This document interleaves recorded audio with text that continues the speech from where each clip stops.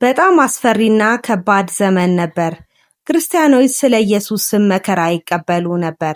በዚያን ጊዜ የኢየሱስ ወዳጅና ደቀ መዝሙር የነበረው ዮሐንስ በፍጥሞ ደሴት ተልኮ ነበር።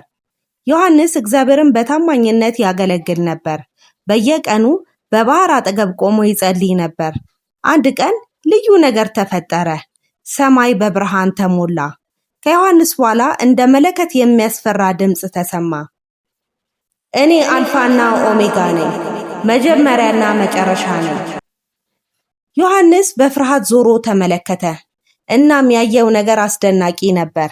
ኢየሱስ በሰባት የወርቅ መቅረዞች መካከል ቆሞ ነበር። ልብሱ እንደ ብርሃን ያንጸባርቅ ነበር። በወገቡ የወርቅ ቀበቶ ነበረ። ዓይኖቹ እንደ እሳት ያበሩ ነበር። ፊቱ እንደ ፀሐይ ያበራ ነበረ። ዮሐንስ ይህን ሲያይ በጣም ፈራ። ወዲያው በኢየሱስ ፊት ወደቀ።